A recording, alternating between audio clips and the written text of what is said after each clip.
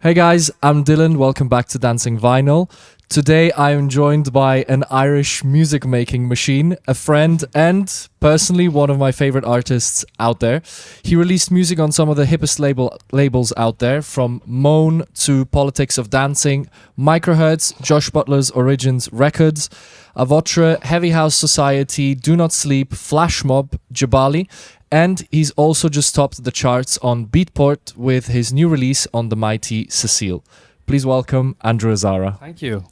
Appreciate the words, man. Did That's I nice. miss something? I think you got everything in there, like the full catalogue there from day one. So appreciate Maybe it. I should have mentioned also that you're a big Cillian Murphy fan. Cillian Murphy too, yeah. Cillian, I am. if you're watching this, give us a shout. will Big you? one, big one.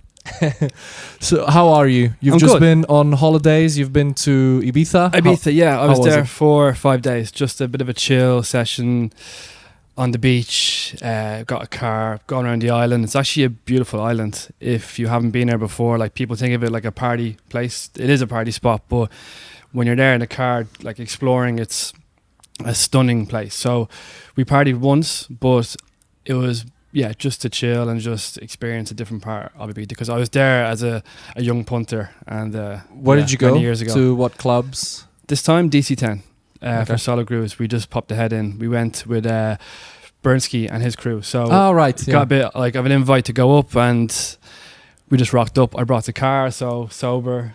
Nice. I think it's more convenient, no? Because DC10 is a bit outside as it's well. awkward, yeah, because it's kind of beside the airport, and you can get a taxi there, but there's a big car park there, huge. So we just pulled up, dusty car park, planes right. coming over. Like, it was definitely weird being there completely sober. Like, yeah, it was interesting.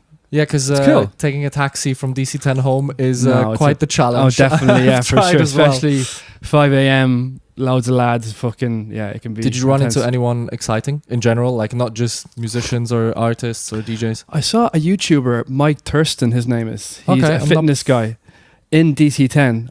If you're Right, watching this, okay. Mike, shout out to you, man. No, he's like he's not in the music industry world. He's like a big influencer guy, like from England. Maybe I know Fitness him. guy. He's really big, stocky dude, but he's in great shape. But I saw him in DC10. I was like, wow, that was very interesting. For me, that was a bit of a highlight for me, Because because there's a lot. a bit of a fanboy of him. There's a lot of celebrities sometimes rocking up That to rock DC10. up, yeah, you wouldn't even know, like people who are not really in the music industry, or like even big ravers that would go just to get, just to check it out and stuff. So that was interesting, yeah. Let's focus on you. I want to know, the first thing is like your artist name, Azara. Mm.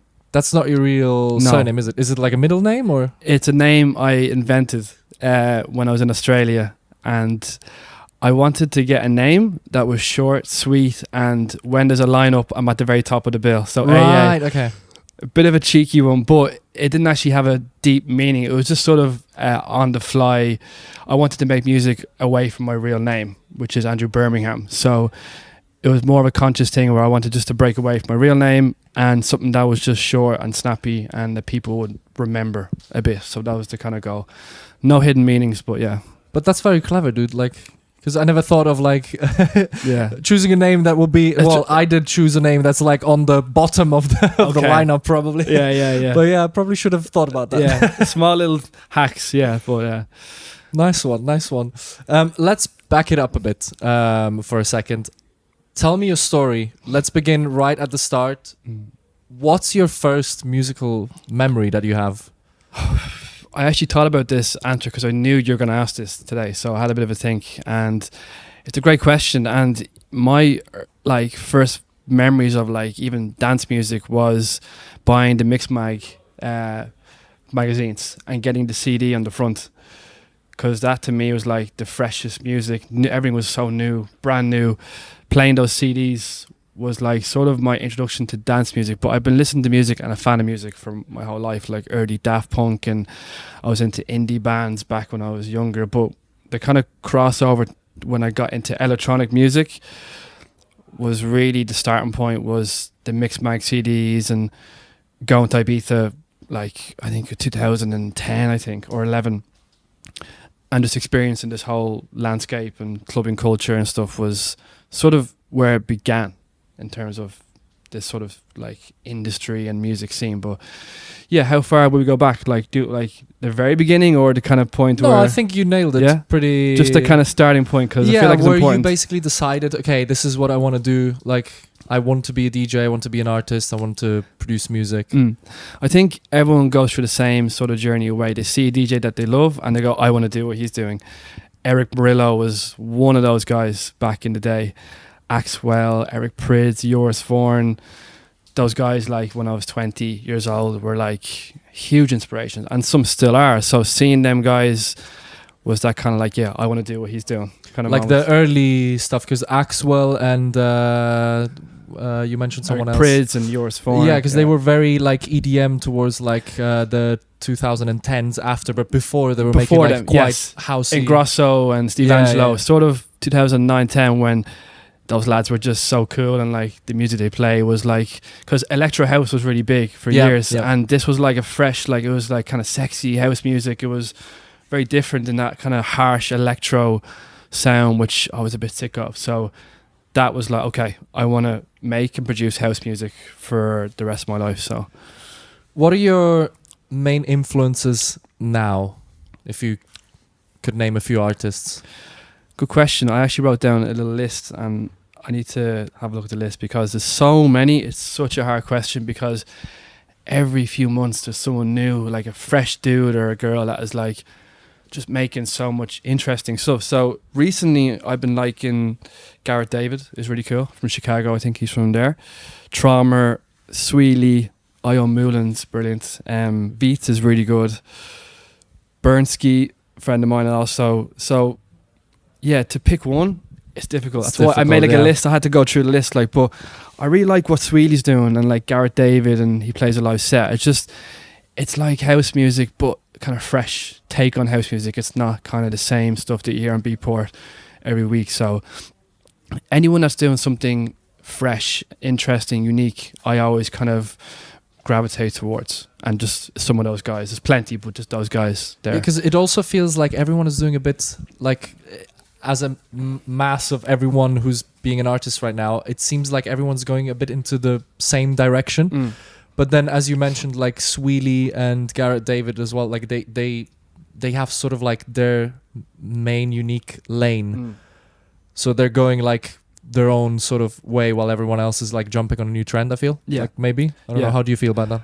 I think doing your own thing and actually like trying to make it sound is one of the hardest things you can do, but the most important, because you want to stand out from 1,000 people. How can you pick someone out from 1,000 people doing the exact same thing? So it might seem weird or wrong, like for doing that or chasing that kind of way of doing things, but I think it's so important because you want someone to listen to you and go, oh, that's him. I like him because of that, like not just blend in with hundreds of people making music. And I respect anyone that makes music, but yeah, people are just churning out like copy and paste house music. I kind of call it, like kind of copy and paste music is what kind It of feels is, like it, yeah. A bit, yeah. Like, for example, Chris Tussie is like, you hear immediately that it's him. In any song that he puts out, is like, that's Chris. I think it's funny because my goal is like, I want someone to shut their eyes and go, that's Andrew's tune.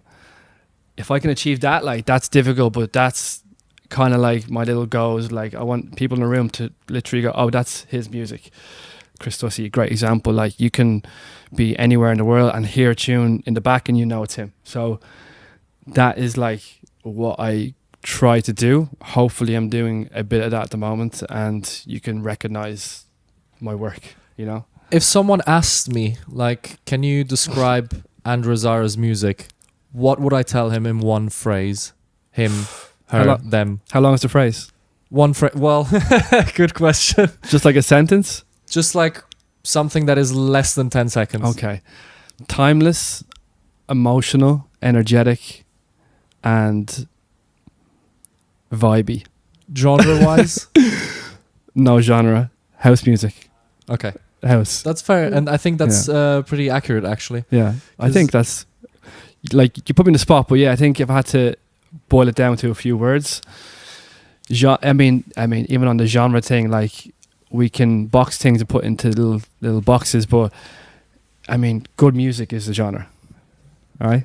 No, I agree. I Yeah. definitely agree. I also feel like your music or like your style, you've gone a bit like old school, but not like ravey, like the stuff that's going on now, but like more old school, like house. Like on your last release on Cécille, I mean, it's a fantastic release. And I think you mentioned also on a video on social media that maybe it was also a bit inspired by super early Daft Punk stuff. Is that possible? It is, again, like the influence I mentioned.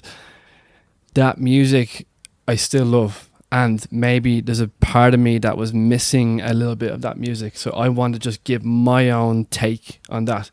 Is it the same as that music? No, I'll never claim to like be like as good as Daft Punk or anything, but if you can take an element or a degree of the music that you like and love, I feel like that's the best thing you can do. And I think that was what I achieved with that EP, and that's probably what I'm going to do for the next year or two, is to really just dig deep into myself and go like what do I like to hear when the curtains close, you know? Is it older? Is it like, you know, I wasn't really a 90s raver. I'm 34, so my background has been 2000s, late 2000s. That's my introduction to house and techno music. So I'm going to pull from that. I'm not going to necessarily just go back to 1992 and pretend I was like some raver and try to do that thing, because it's not really me. I appreciate it, and everyone that does it is great, but I want to do something that's more resonates with me. That's more true to you, and to yourself. To me, yeah. Let's dive a bit deeper into like your songs and music production. What's like your creative process? Like, how would you start a new track if you just went into the studio now? Good question. The past while, I've always been strict on myself with having a good inspiration starting point. I said this before a few times on my social media, but you need to feel something before you start making music. If you're clicking through snares, going through just kick drums, it's not inspiring. So I need to have something that's going to start my kind of project, you know. So whether that's listen to a set, listen to an old track, sample digging, just something, but I won't put the track in Ableton. I'll just listen and then stop and then go in. Kind of like bring that feeling what I had from listening to that into my DAW. A lot of people might drag and drop in the tracks, and subconsciously you might copy too much. It's important just to listen and go, okay, cool, boom, push it away and then go in. Did you find that, like, how did you find that out? Like, did you just trial and error, or like, did you get that as an advice, or? Trial and error. Just going through myself on years of making music and being stuck and hitting brick walls for years. I still hit brick walls, but I was like, how can I make this easy on myself without feeling like it's intimidating or daunting, or I want to give up or close my screen? You know, how can I have fun with it throughout the whole process, A to Z? What would you say? I mean, you answered this question already, I think. Like, what are some key elements that you focus on? But maybe you can go a bit deeper into like what you would start with after you found like your core idea. I mean, everyone's different. Everyone has different processes, but it's always based around like a good drum pattern. So I always lean towards good drums to kind of, it's like the glue, it's like the foundation of a house, you know? So it's always like based around drums is like sort of my key sort of component. So I will always lean in towards like the main aspects. I haven't done much like big crazy vocal stuff, so I'm like not confident with singers and stuff. Something I'm going to definitely look at, but I always focus on my strengths: bass, drums, energy, groove, those things. What challenges you while making music? Like, what obstacles do you find that you run into?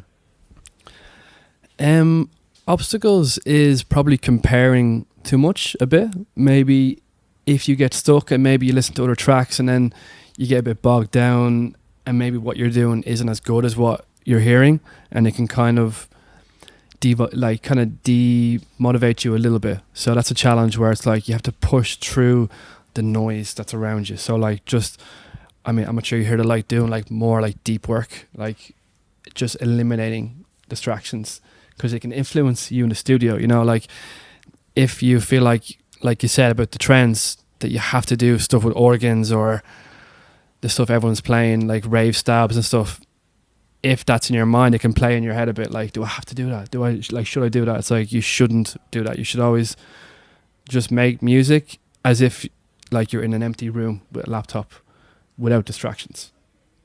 I agree with that. You agree? I resonate a lot with like what you're saying about the noise as well, and especially with that trend about what you should do and what you should want to do, or like what you want to do. Like, you should do what you want to do and not what you think that you should do, I guess. Yeah, and even those guys that I mentioned, I like that list, that small list, they're lads who just do what they want to do. You can tell, like, the way they make music, their tracks, like, you can tell, like, they just do what they want to do. And I love that. I can really, like, resonate with that, and that's what I like to do. And in the end, it makes me happy, I guess, because if I just copy and paste and churn out some organ banger, which is great and people like it, or a big vocal hook, which I am going to do more vocals, but I don't love doing like long vocals, because I feel like for me it's always been about feeling with beats and bass and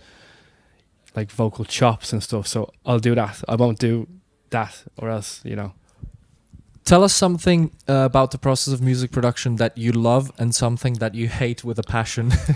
Okay, something I love is when you get an idea with a friend. I think is great. So I've been working on music with a friend from here, Cisco, and we don't have any outcome. And we're in a studio here in Barcelona, and we're just making music, and we're like almost like two kids hopping around, like, and that's, to me, is the best bit. And it can be hard to get that on your own if you're making music after work. It's a bit like, oh, I gotta make music. But if you can bring fun into it with someone or on your own, that is like magic. What I hate is maybe technical stuff, like shit going wrong. I got a new MacBook, so it's all good now, but like just plugins not working, and I don't know, just not finding the samples that have been in your project. You like go look for them, and just small things which are annoying. Yeah. Also, Ableton is, I don't know if it's easy or difficult to find the samples once they're lost. Yeah, they're lost. Yeah, but even if you have them, it's not the easiest way of, like, I guess, relinking them, because sometimes you can just drag it in and it links it, but sometimes it just says that it's not there, or it's the wrong sample. It's the wrong sample. Yeah, so technical stuff can be annoying, but it's part of it. Like,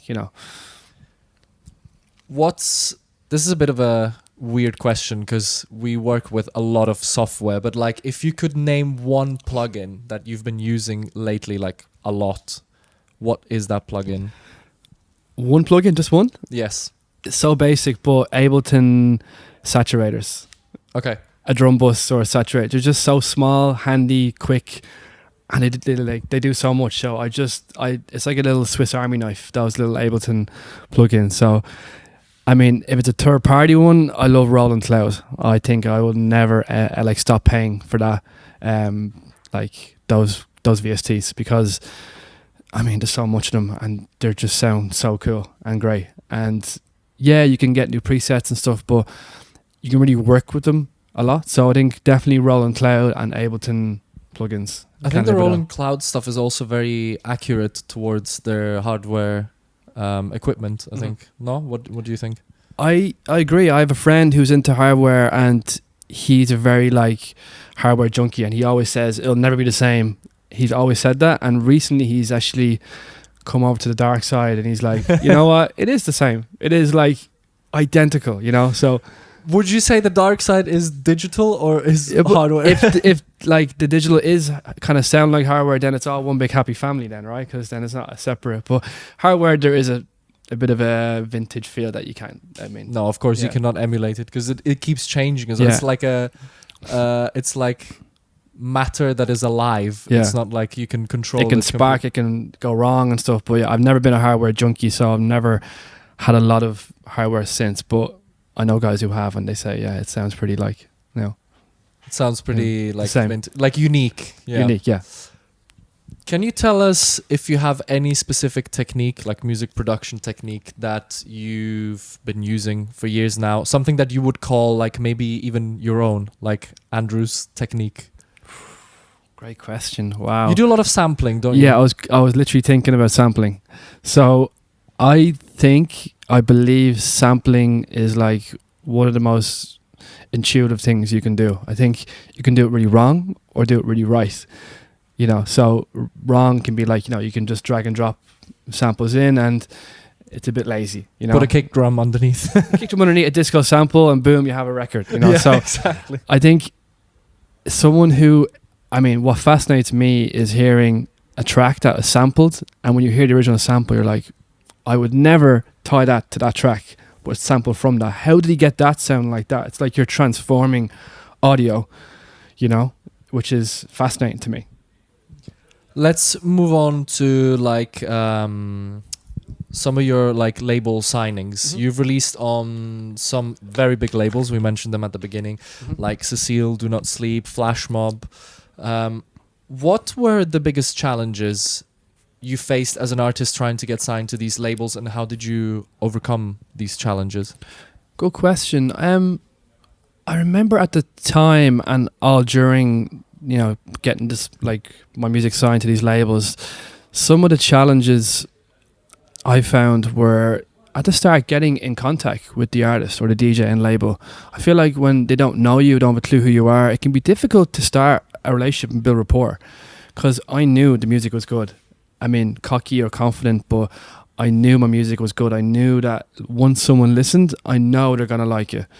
I was confident in my work and how it sounded. So I was like, how can I build rapport? And I think creating that human connection can be a challenge at the start, but once that is built, then it's kind of like a train.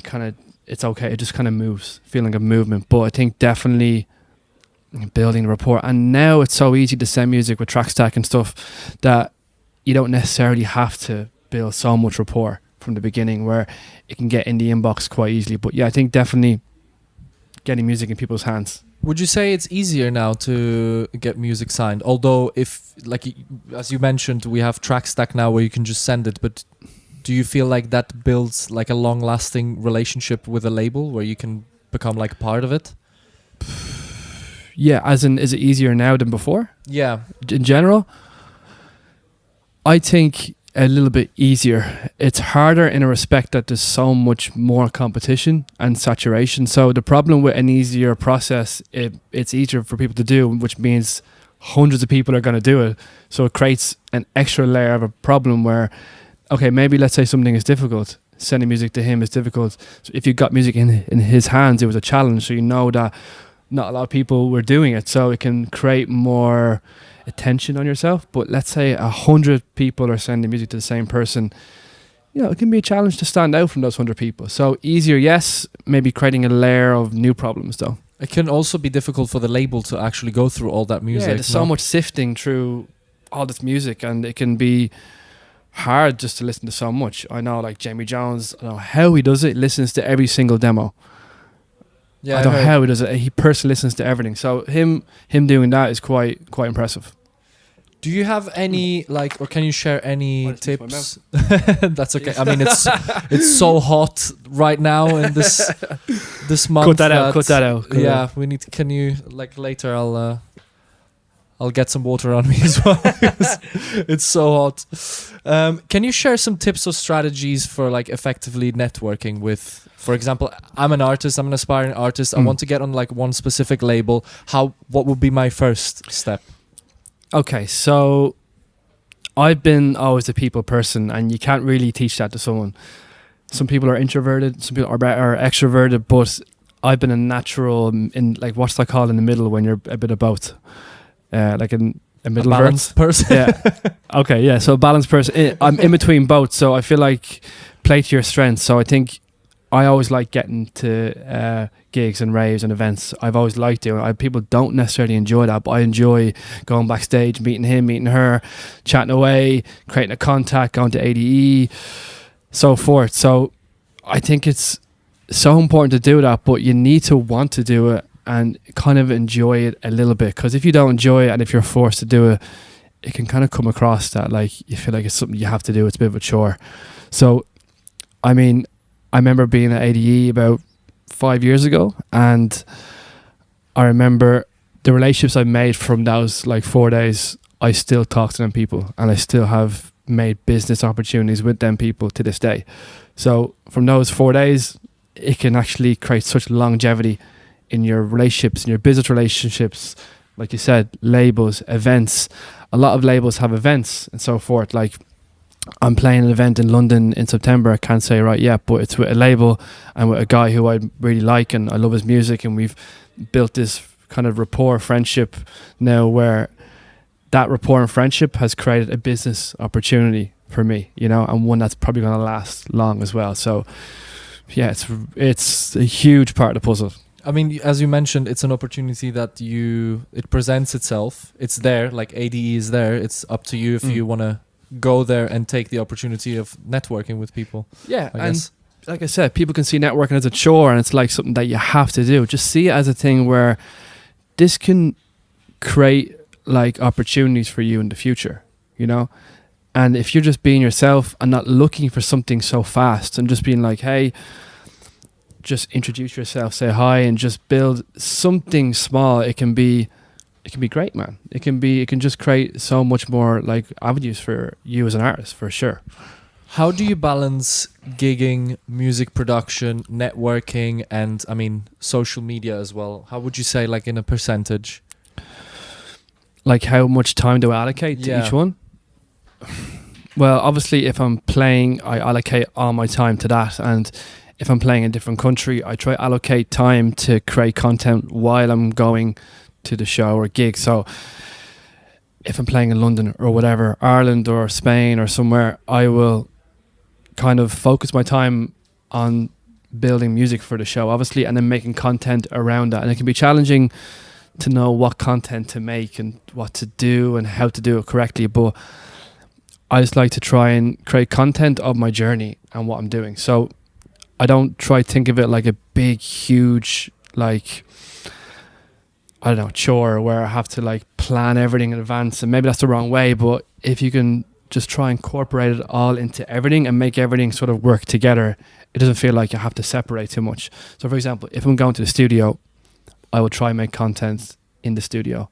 So I'm making music, I'm making content and building my brand, I'm being productive, I'm trying to do everything in one go. So it kind of feels like a bit of an ecosystem. So it's not separated and divided too much. Would you say you're more focused on the music production bit right now, though? As in, like, if you had to put it in priorities? Priorities, yeah, I take breaks. Obviously, I have different focuses in different times of the year, but definitely music production has been a focus of mine for many years. It's always been at the forefront, you know.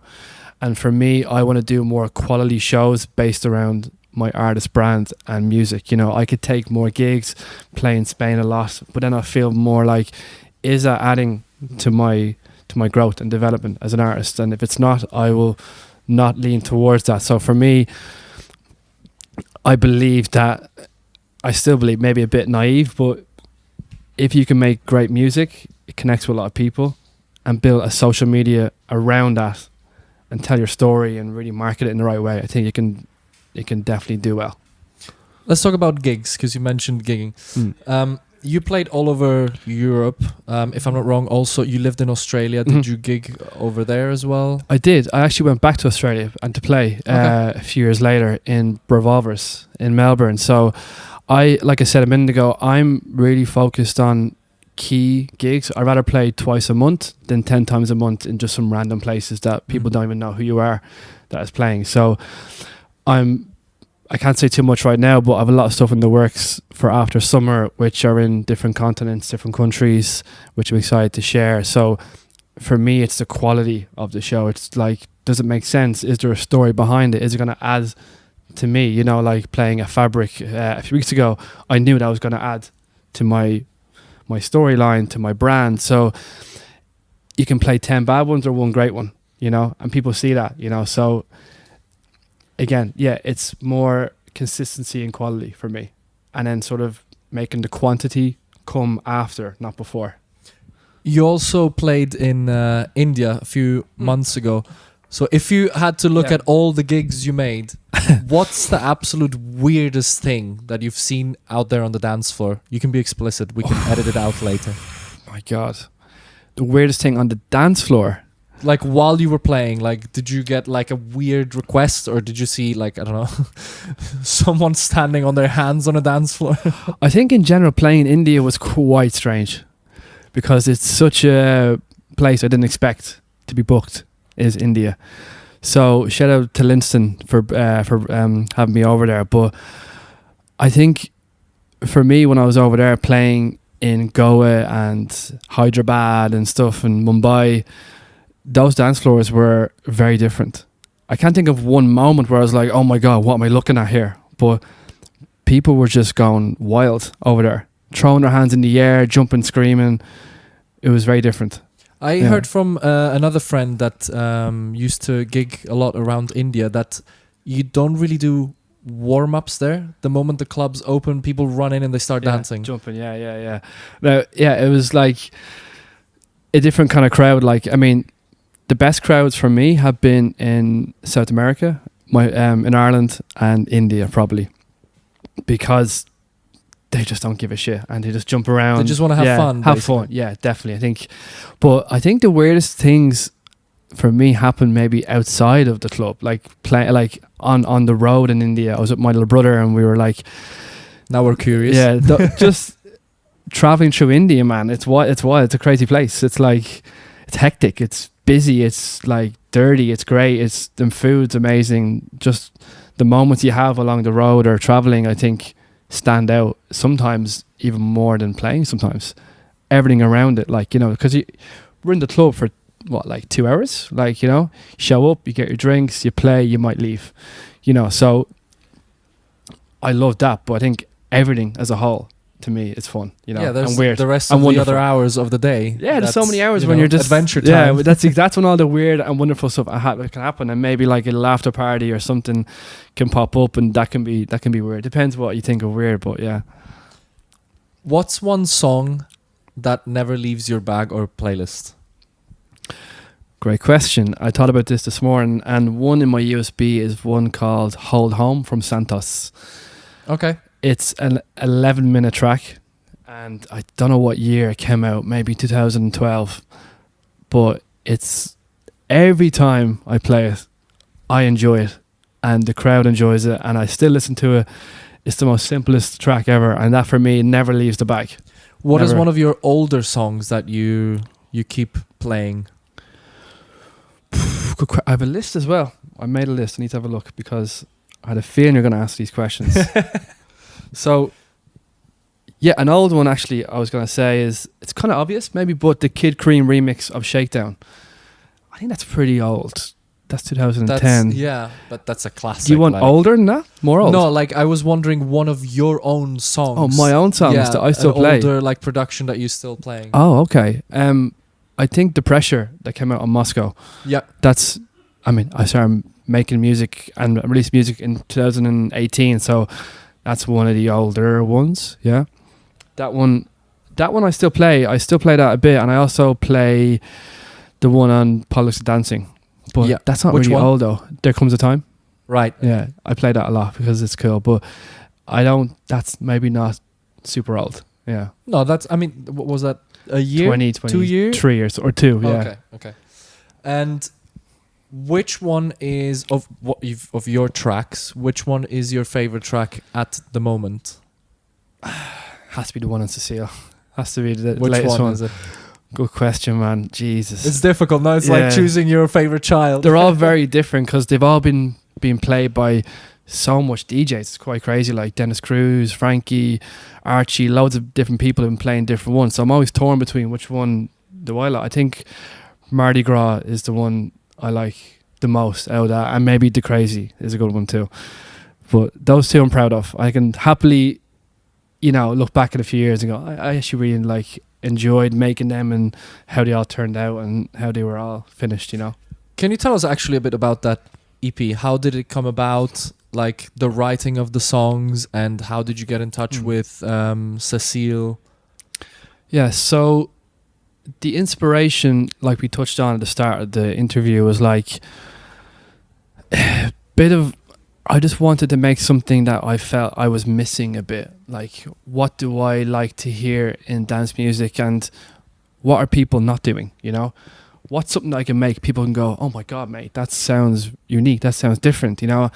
And that kind of mixture of all those kind of intentions kind of brought to the EP. So what I did was I went sample digging for a couple of days, and I found loads of old samples which were just so cool, and I kind of emulated and sampled a bit of the ends of the tracks, like the drum loops, the hats, the snares, the claps. I just sort of kind of extracted all these kind of little elements and kind of added effects, kind of made it my own, and built a track around that little sampling session.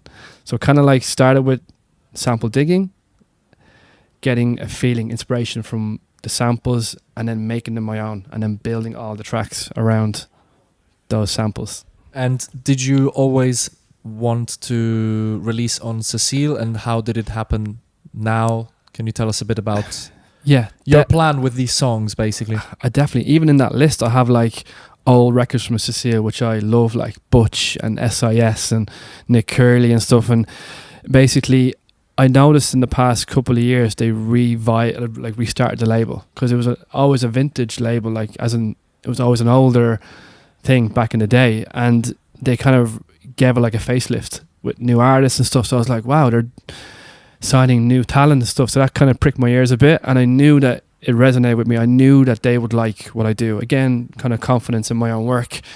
And I got in touch with the label owner, Mark, his name is. He runs it with Nick Curley. So I spoke to both those guys, and essentially it was very simple. It was just like opening up a conversation and sending the music and sort of going through the whole process. It took about 6 months to get it all finished and complete. So a lot of emails, a lot of tweaking, a lot of V2s, V3s, new mix downs. It was quite rigorous, actually. It was smooth. V final. Yeah, V6, 6, 7, 8, 9, 10. But funny, those 4 tracks you hear were the first 4 tracks they signed. So there was no like 10th track. It was like those were the ones that got all picked up in the first run. So some tweaks, but yeah, everything that you hear there was the first ones. Yeah, so it was quite interesting. I thought it would take a few goes, you know.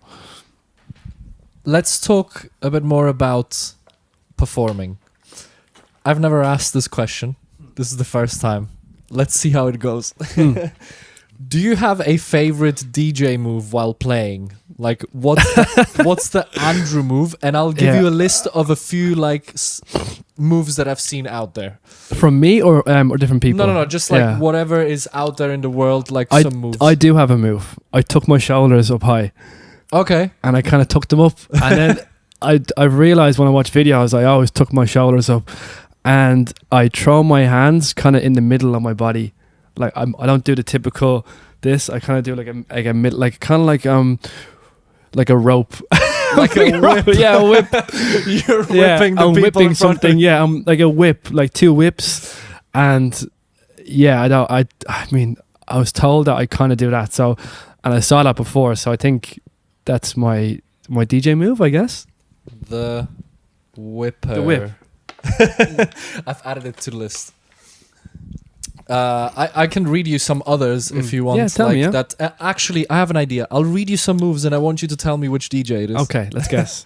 Okay, so the artist. It's sort of like standing sideways and like not looking at the. Kenny Dope or think more minimal. I was thinking Louis Vega. No, with the phone. No, more. No. It's like literally like almost bending sideways and like looking away from the... Apollonia? Closer. Traumer? No. Older. As in like longer career. Dennis Ferrer? More minimal. More minimal, yeah. Very, very minimal. The minimalist you can go.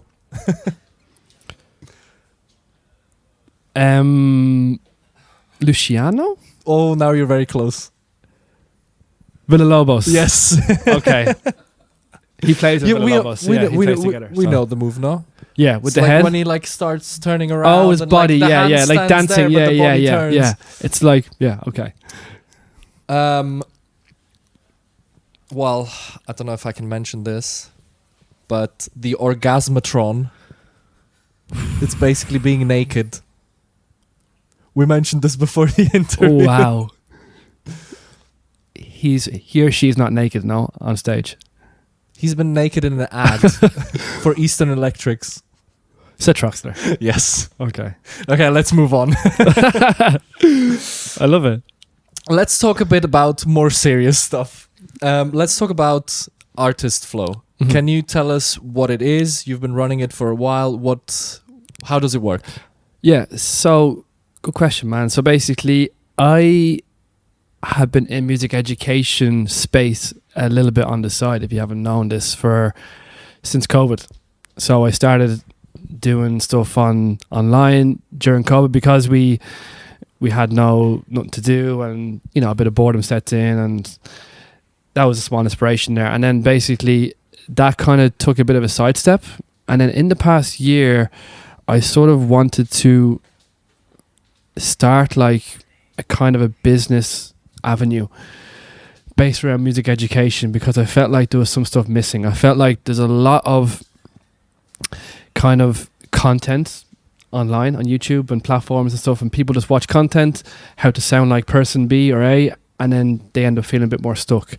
So I wanted to make something that kind of combats that, and it's like very direct advice on how to find your own sound, how to not maybe watch too much videos and feel a bit lost, how to make music more fun, how to be more simplistic making music, how to do less is more, just sort of like a flow, I guess, create more of a flow.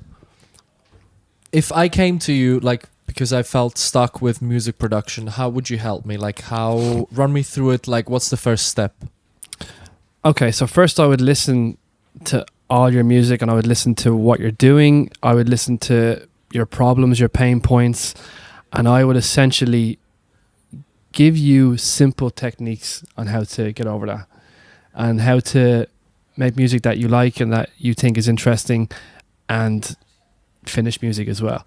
So do I have it all figured out? No, I'm not some person here to sit here and say I'm like the most musically trained person in the world. I have it all figured out. I just sort of have my own ways, and I just push it out there to people, and if they like it, great. If they don't, that's fine.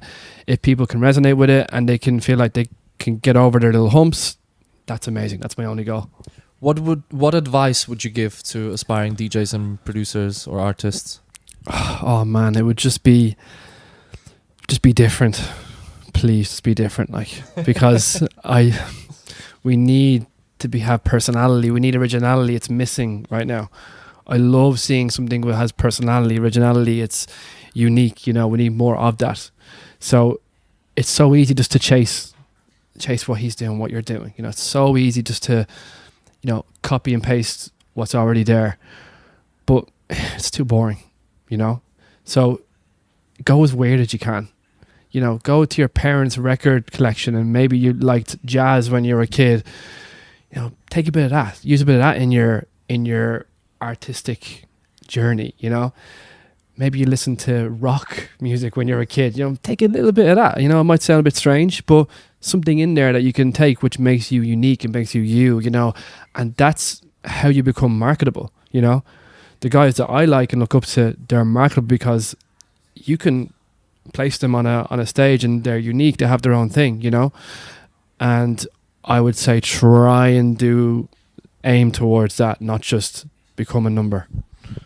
Let's talk about, or let's go over one topic that everybody dislikes in our industry, but everyone probably needs a bit more help with. Social media. We touched upon it a little bit earlier. For where you're standing right now as an artist, how important is social media right now for you? Very important. Again, I don't have it all figured out. I sort of just do what I think is right. I follow Instagram. The owner of Instagram, he puts up every day new changes and algorithms and what's working, what's not working, carousels with pictures. So it can be difficult to keep up with the actual application changes, you know. So it's always this feeling like it's a battle, because I don't think anyone really knows what they're doing, you know. People do something that works, it clicks, you do more of that. Maybe if you do more of that, then that might not work in a few weeks, you know. So it's just this almost like treadmill feeling of keeping up with new trends, what's working, what's not working. Like, I like to maybe do a few more reels to build a page, you know. If your page is bigger, more carousels to your current fan base. You know, like I said, it's like a treadmill. You're just running at something, you know. So to answer your question, like, is it important? Absolutely important. Is it hard for anyone? Yeah, it's not easy for everyone. It's not like someone has it all figured out. Like, it's difficult. Like, you need to keep up with it. You might need to build a social media team. I know some artists like that have a social media dude who does it all for them, because they can't do it, like, because it's difficult. It's not easy, you know. So I think if you're just a solo artist, I think it's important just to tell your story and don't be shy. I think if you're shy and reluctant, it can be a bit of a challenge, because you feel like you're always kind of holding back. And if you can just put yourself out there and not be shy and make sure it looks good, like, to watch and aesthetically, that's fine. Just a small point. I think recently what's working is just really raw social media, which I like. It's gone super raw. Just phone in the hand, in the studio, with text on the screen. Vloggy, like, less cinematic. I think cinematic stuff is actually working a bit less. So it's actually, at the moment, there's a lot of power in the small artist's hands, because it's gone super rough and less, you know, cinematic and professional and stuff, which is cool. Would you say you would focus more on like quantity rather than quality right now? I think quality. Oh, you mean social media? Yeah, just social media wise. Like, just put out as much content as you can instead of like making it super perfect. I think so. If I had to choose one lane, it would be like that. Yeah, I think if you do some super perfect post, it can feel hard to go back down to raw. It can be like, oh, it's not as professional as my last video. But I don't know. I just feel like people connect with just off the cuff, rough and ready social media, like a picture in a mirror with your tour dates. Like authentic, like just last minute, as if you just like hopped out of bed and just started sharing stuff. Stories where you're talking, reels where you're talking, text to reels. Again, less cinematic vibes.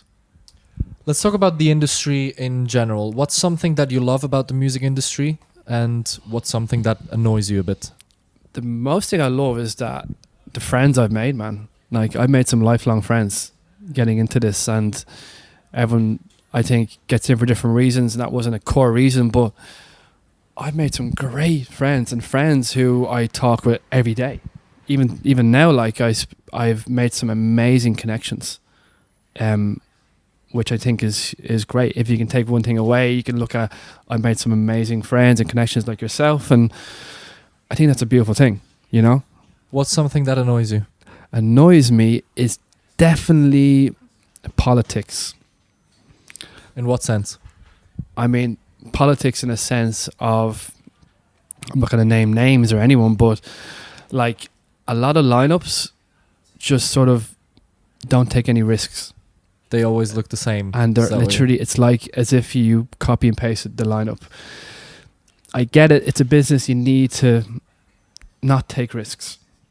But I think there's not enough risk taking and not enough championing of new things. It seems to be, yeah, I mean, is that politics? Maybe a bit of politics thrown in there, but definitely politics based around, maybe there's a lot of cliques as well. So very tight knit cliques, which you can break into, you can get into, which you know, there's no excuse for anyone to not get into a clique, or a group of people. But from someone on the outside, it can feel very daunting and a bit frustrating that there's so much like little groups of people who are doing their own thing, and maybe they're not letting much people in, and that can be annoying. It can be frustrating. That can be one thing where maybe there's not enough openness and collaboration, and you know, I think we need a bit more of that. You know, it can feel a bit too, I'm trying to find the best word. Closed off, and that can be related to the industry where it's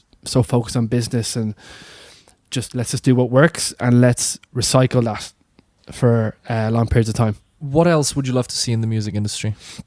Like more of? Less back-to-backs. Why is that? I think people are being pressured into back-to-backs because lineups are just too full. Right, okay. And you only get to play 6 tracks or something. And I think that could be down to a myriad of reasons, but I think one could be like longer, like the event being longer, more spacing, less DJs on the lineup. But then, less DJs means, I think there's too much DJs right now. So everyone's just shoved on. So that can be, to answer your last question and this question, is I think, just less like stacking everything and less consumption, everything seems just so like churned out, it's like a business thing, So I think there's lots of bear in mind, there's lots of great events and great people doing great things. So just that's as a whole, from like more of a bird's eye view, I think that would be We like to close off our interviews with a few more like personal questions. Mm-hmm. You, as you mentioned, you lived in different countries, Australia, Ireland, now in Spain, here in Barcelona. How did all these countries shape you as a person, but also your music? Good question. To answer your first question, it shaped me as a person because it took me out of my comfort zone. I'm wired in a way where I feel happier out of my comfort zones. So by changing your city, changing country, traveling, getting out of your hometown has really made me more of a confident person in my later life. And it's something that I thank myself for in my 20s, was to just jump into cold water almost, and by moving cities and changing all my locations, not all the time, that can get a bit annoying. If you're constantly changing your city or like where you live, it can be a bit frustrating, but it definitely shaped me to the person I am today, for sure. If I stayed in my hometown, it would have been fine, but I don't think I would be the same person now. And to answer your second question on the music side, it changed because I get to experience new raves, new events. So by going to new clubs, new festivals, naturally you're just going to hear new music. Now I know you can get a plane or a flight to new events. You can fly from your hometown to 80. You can fly to Ibiza, of course. But if it's on your doorstep, it's cool also. It's different because you also get to know the culture a bit more. Not just like that one big event that you're flying to, but also the small intimate events. I think so as well. And even outside of events, working with people and meeting new people who also make music and DJ as well. You might miss that if you're in your home city, wherever you are in Europe. Maybe you're not. Maybe you live in London. Maybe you live in Manchester. I think, again, touching back on networking, if you're in a new place for a long period of time, you naturally bump shoulders with like-minded people. If you fly in for a day, maybe you do make a new friend or a new contact. But I think if you're there for maybe even a month, man, you can do 2 months. You don't have to live in Spain. I want to live in Spain because I like the sun, I like the beach, I like the lifestyle. It's cheaper, it's fun. People don't really care much what you're doing in a good way. You can kind of be yourself, and I like those reasons. So that's sort of like not just music based, it's based around lifestyle as well. What's the number one advice that you've received that changed your life? Wow. Chase your purpose. Always go purpose driven. Why purpose and not dreams? Because a dream is something that you just sleep with. A dream is great, but that's something that's in your mind. It's not always a tangible thing. Yes, dreams are tangible, but if you're always chasing your dreams, maybe you're living too much not in the moment, because you're constantly dreaming of another moment that's better than the current one. That's actually very interesting, yeah. So a bit deep, but I think definitely purpose. Chasing purpose over money, over short wins is something that is keep me grounded, for sure. And that's a good advice I got. What's something that you're extremely proud of? Like one moment, or like a few things, or just in general? It can be anything, like it can be music related or not music related. I think something I'm proud of is, you know what, it's actually quitting my full-time job about 6 years ago in finance to to invest my time in music and to chase something that I find purpose and find it gives me something to wake up for, you know. So I'm proud of myself for taking that jump into it. What's something you always wanted to do in life which you haven't done yet? Like a job or in general? Like parachuting or I don't know, go to like a specific country or like have a specific food or drink. Something I haven't done, which I really want to do, is I want to learn how to fly.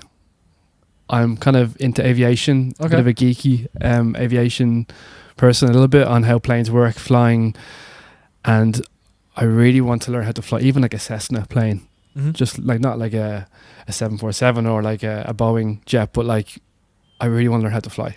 So that's I haven't done yet, which I really want to learn. It takes time. It's not overnight. Obviously, you need to devote energy and time into that. It's not something you just pick up a book and you learn how to fly. No, of course not. Yeah, you have to. But how did that come about? Like, did you have anyone in your family that was a pilot or? No family members are pilots like that. Just more, I just have a weird fascination with aviation. I watch videos. I'm like in bed on YouTube of intricate like ways how planes are flown and every little tiny detail which you wouldn't even know of and what pilots do. And I don't know where it stemmed from, to be honest. It's just something that you were always curious. Something that you were always curious about. To do with like making music could be something related with that, with like in terms of technology and buttons and how things work, and could be something in there with music production. In a way, with music as an artist, you're also like navigating the world. Navigating, yeah. You're in control. You're flying. You're making something happen. So it could be related with that, man. Yeah, definitely. We asked one of the previous guests to ask a question for you. I have it here. It's Lola, is it? We don't know. Oh, it's anyone? It's anyone, yeah. Christina? I'm joking, it's Lola. I think we need to get everyone to write multiple questions, I think, in order for this to be a bit more like a mystery. Spontaneous? Okay, yeah. Let me find it. All right. What did she say? There you go. Great question, Lola. Are you happy? The answer is... I guess as an artist, I guess. Or in general. I think I can take this anyway. I think, yes, I am happy. Because, I mean, there's no because. I feel like it's something that I am based around everything that we spoke about, man. Traveling, jumping out of my comfort zone, chasing purpose, doing something I like. All those reasons contribute towards that answer. So, yeah. We're very happy to hear that, actually. That's good. You seem very fulfilled with what you're doing. I do, man. Yeah, I don't know. I feel like life's too short to do something that you don't want to do. I feel like if you're doing something that you hate, that's going to create unfulfillment, you know? Yes, up and downs, there's tribulations, there's lots of stuff that goes on like with it. But, I mean, yeah, I just always was a person that it's if you do something you don't like, you're just never going to be happy. If you please your parents and you please other people, we're going super deep, I know, yeah. No. Yeah, please, but I feel like that contributes towards that answer. Like, last question. What are you working on right now and what's next for you? Okay, so music-wise, I am working on a whole batch of new music, which I have some plans for, and I am excited to share this. So I can't say much right now because it's nothing super confirmed. I'm also working on a few small tours in different parts of the world, which I mentioned before. So if you follow my Instagram, you'll be able to see all the updates and everything will be on there. So yeah. Andrew, thanks a lot. Thanks so much, lads. For your time. This Appreciate was a lovely chat. I hope it was for you as well. Thanks, man. Appreciate it. Big love. Thank you. Thanks again, guys. And thank you for thank you for tuning in, and we'll see you on our next episode. Thank you very much. Thanks, guys. Appreciate it. Thanks, Dale.